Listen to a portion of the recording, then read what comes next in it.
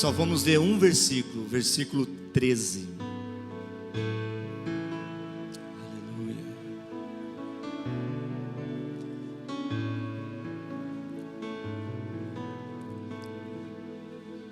Quem achou, diga amém. Então vamos ler lá. Agora, pois, permanecem a fé, a esperança e o amor. Esses três, porém maior destes é o amor. É o amor. Amém. Amados, dentro do que eu vou falar nessa noite, eu quero dar um resumo de como foi para mim essa semana, de como Deus ministrou no meu coração e falou algumas coisas. E eu quero trabalhar, desenvolver na ministração com vocês dentro de um seguinte tema. Diga comigo assim: a fé enriquecida pelo amor. Mais uma vez. Mais uma vez. A fé enriquecida pelo amor. Eu quero trabalhar um pouco com vocês sobre isso. A fé enriquecida pelo amor. Quando você olha para essa carta, nós entendemos que aqui há um alinhamento apostólico, porque essa igreja que foi fundada pelo ministério de Paulo em uma das suas viagens missionárias, quando ele fundou essa igreja, provavelmente ele deve ter ficado 1 ano e meio, mais ou menos. Aí ele vai para Éfeso, e depois de 3 anos que ele saiu, aquela igreja começou a entrar em um declínio, por causa de muitas coisas que eles começaram a viver. Na verdade, eles saíram da permanência da fé, da esperança e do amor. Essas 3 coisas, querido, na sua vida, na minha vida, na vida da igreja, tem que permanecer, amém? Amém, queridos? Isso tem que permanecer incondicionalmente de qualquer coisa, de qualquer situação. Isso jamais pode sair da nossa vida. Isso tem que permanecer, ou eu ou ela tem que permanecer em mim. E interessante que quando Paulo escreve essa carta aqui, e ele para exatamente aqui, já havia escrito uma carta antes, que não se sabe o que fim deu ela não chegou no seu destino, ou seja, ela não chegou para essa igreja.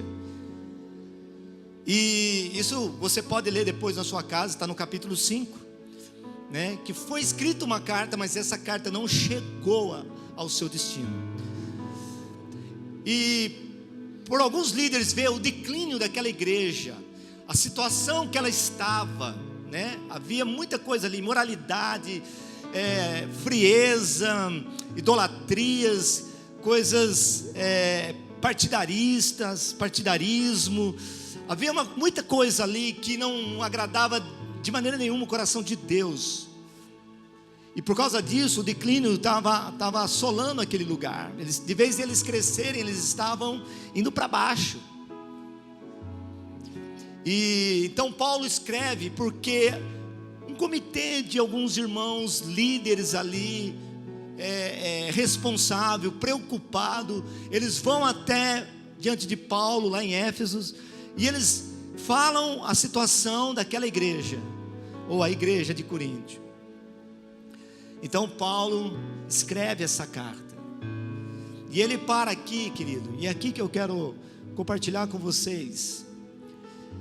Ainda que são algumas coisas que a gente já sabe, mas eu quero mostrar algo para vocês aqui nessa noite, querido. Então Paulo para aqui e ele começa a enfatizar o próprio Deus. Querido, eu fico imaginando como que Paulo, um homem que conseguiu entrar numa profundeza com Deus e ser simples ao mesmo tempo. Quando você lê as cartas de Paulo, você vai perceber que ele sempre agiu numa fé simples. ainda sendo profundo, mas ele era simples na sua conduta de fé.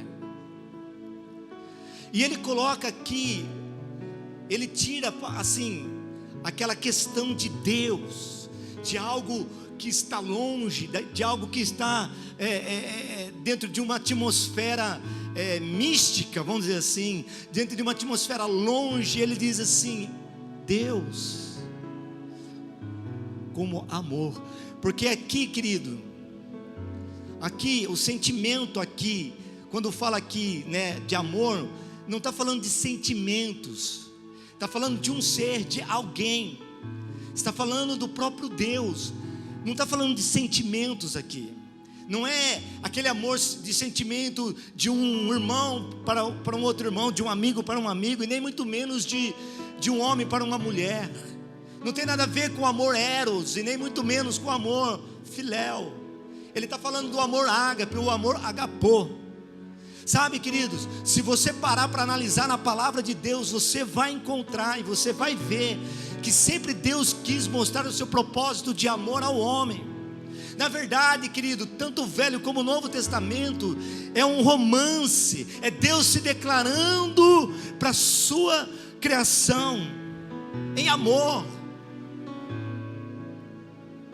Por isso que ele coloca aqui o amor acima da fé. Porque o amor aqui está se relatando ao próprio Pai, ao próprio Deus, ao próprio Senhor. Agora deixa eu voltar com você um pouco lá no início, aonde o homem foi colocado no Éden. Quando Deus criou todas as coisas, quando Deus preparou tudo, então Ele pega do pó da terra, Ele cria o homem, Ele assopra no homem. Então o homem passa a ter vida dentro de um lugar suprido e provido de todas as coisas. Amém? Naquele lugar, no Éden, a única coisa que ele teria que fazer ali, como uma responsabilidade, era administrar tudo aquilo que já estava ao seu alcance e ao seu favor. Amém, queridos? Agora, o homem, ele era pleno, completo, no espírito, em sua alma e no seu corpo. Ou seja, no espírito, na alma e no natural. Havia uma harmonia ali no Éden. Ele não tinha necessidade alguma sequer. Ele era suprido porque ele era pleno naquele lugar. Não havia falta de nada, ele era suprido espiritualmente. A palavra do Senhor diz que Deus vinha na virada do dia.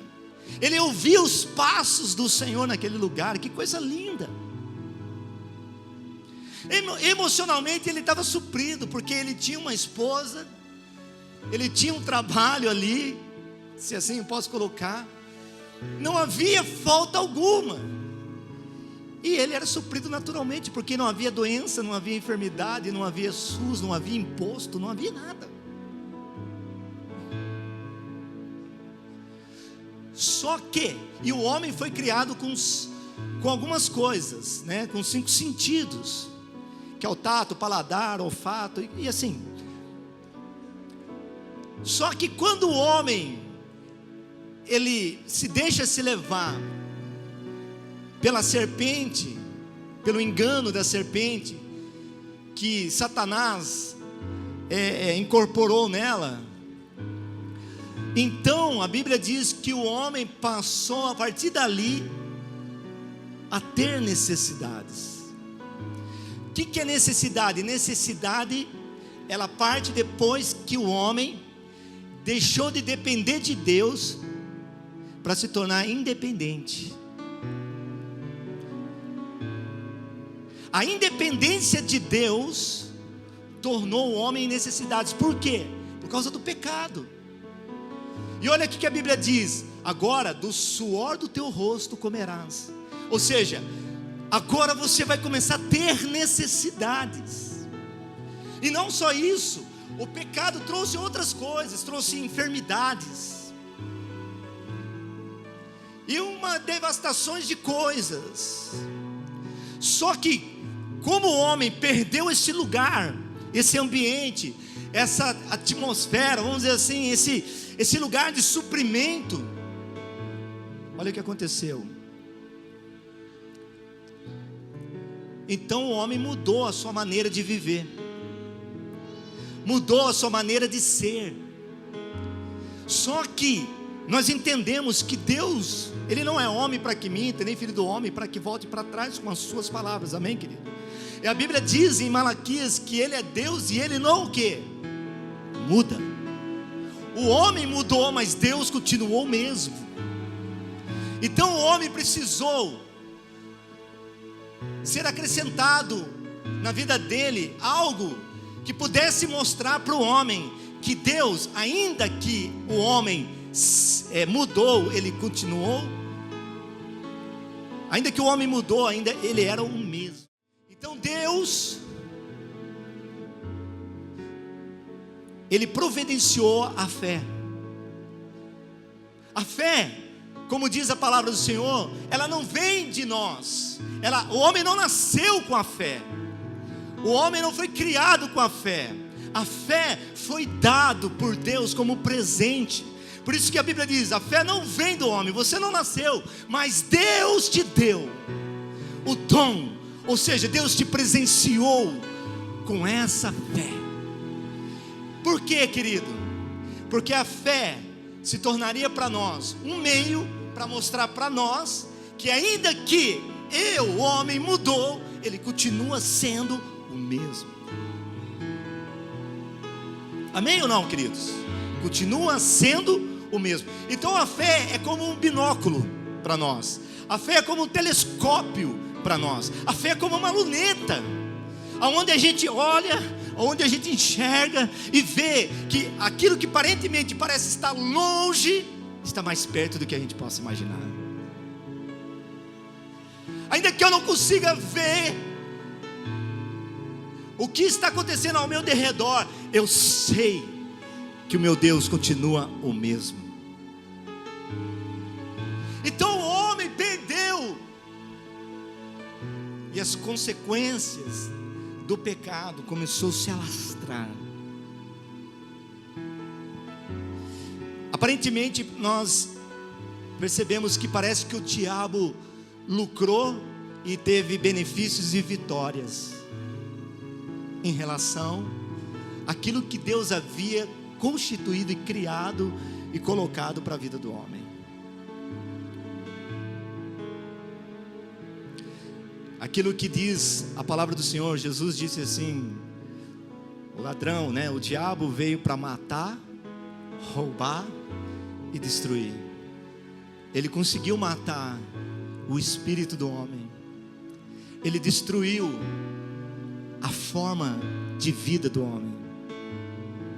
Ele roubou aquilo que Deus havia dado para o homem. O homem perdeu tudo, mas Deus, na sua infinita misericórdia, no seu infinito amor, na sua infinita bondade, deu então, depois da queda, esse presente chamado fé.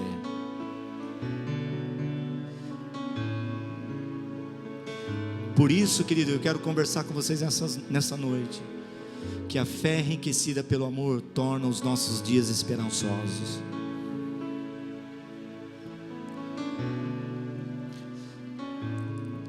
Só que Deus já sabia de tudo. Deixa eu te dizer algo para vocês. A cruz não tem a ver apenas com a salvação. A cruz não tem apenas a ver conosco, para nós. A questão da reconciliação do homem com Deus, do perdão dos nossos pecados, mas a cruz também tem a ver com todo o resgate de tudo aquilo que foi roubado das nossas vidas. Tem a ver com restituição para nós, não apenas com a redenção, mas também com a restituição. Sabe, querido,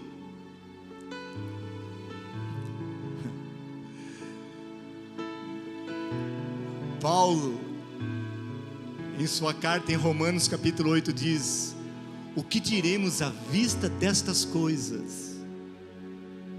Se Deus é por nós, quem será contra nós? Aí ele continua: se o Deus, o Pai, não poupou o seu próprio Filho, antes Ele nos deu, juntamente não dará com Ele todas as coisas.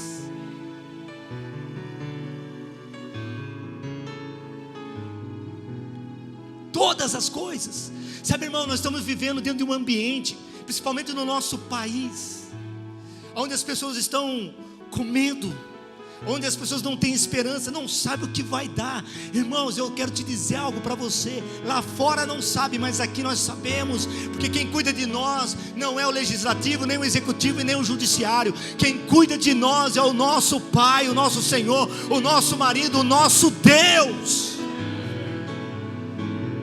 Pelo contrário, querido, tanto o legislativo, o executivo, o judiciário precisa de nós. É nós que precisamos orar, interceder por eles. Eles precisam de nós. Eles estão perdidos, nós não. Nós estávamos perdidos, mas fomos achados, fomos encontrados e fomos restituídos.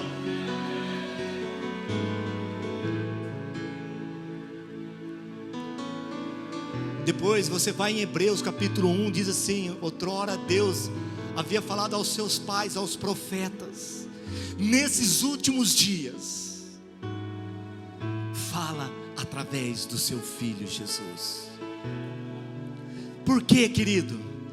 Porque agora se tornou inferior? Não, porque agora, quando Jesus veio, andou sobre nós por 33 anos e meio, Ele cumpriu o que fora dito. Então já está cumprido, já está consumado, já está consolado, já está selado. Agora, quando nós olhamos para Cristo e Ele está falando: eu restituí, toma posse. Quem está me entendendo? Toma posse. Sabe, querido, deixa eu te dizer algo para vocês. No Velho Testamento, os homens de Deus, eles não tinham um novo nascimento, mas eles se moviam ao ponto da Bíblia própria falar, lá em Hebreus capítulo 11, que tais homens deram testemunho de fé. Eles não tinham um novo nascimento, eles não tinham o Espírito derramado, eles não tinham essa condição que nós temos hoje, mas eles tinham algo que mexia com Deus. Sabe, querido, não é a música que mexe com Deus, não é boas palavras que mexem com Deus, não são essas coisas, não é ser bonzinho que mexe com Deus. O que mexe com Deus é a nossa fé. É a nossa fé. É isso que move o coração de Deus. É isso que move Deus. Porque Deus deu essa condição para mostrar para nós. A fé é essa condição. Olha, vocês mudaram, mas eu não mudei, eu continuo o mesmo, creia.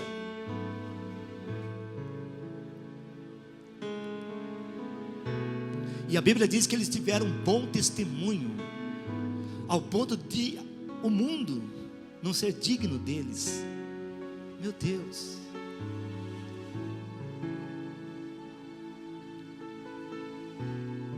O que é isso?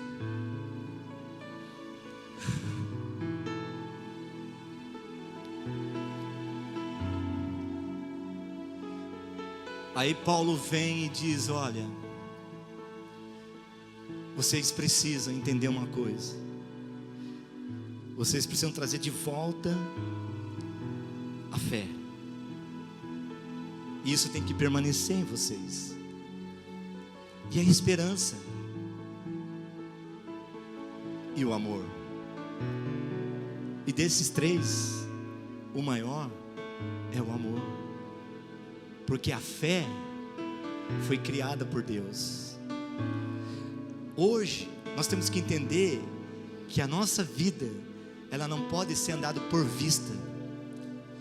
Não é por aquilo que eu vejo naturalmente, não é pela visão das circunstâncias.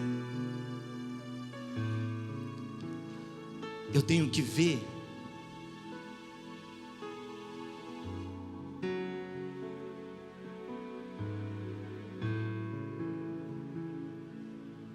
pela visão da fé.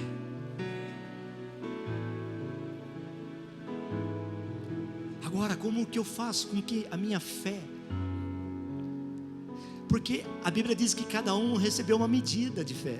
Todos nós temos fé, mas nem todos nós nos movemos por ela. Deus começou a ministrar no meu coração nesses dias em relação a isso. Deus está despertando-nos para vivermos diante de uma situação como essa, a vivermos pela fé. Agora nós não vamos mais ministrar louvor apenas pelo dom, pela capacidade, por saber cantar, por ter tempo ali assim. Não, nós vamos ministrar pela fé.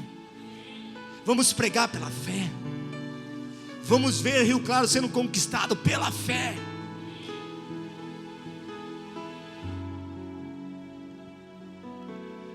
Jesus não apenas morreu para te salvar, Jesus também te restituiu na salvação. Então nós precisamos desenvolver esse relacionamento com Ele. Eu disse ontem, eu estava aqui orando, eu falei para o Misael, deixa eu falar uma coisa para você. Quer tornar a sua vida cristã mais leve? Não estou dizendo que estava pesado, mas estava fazendo, né? Falei assim para ele: romantiza a sua vida cristã. Viva um romance com o Senhor. Diga para Ele: eu sou do meu amado e o meu amado é meu. Sabe, querido, eu vou te dar algo aqui sugestivo para vocês. Leem os três livros de Salomão, porque um representa o santo lugar, o outro representa o santo do santo e o outro o átrio. Cantares, Eclesiastes e Provérbios. A primeira carta que Salomão escreveu tá em termos de cronológico, tá errado ali, porque primeiro foi Cantares, depois foi Provérbios, depois que foi Eclesiastes.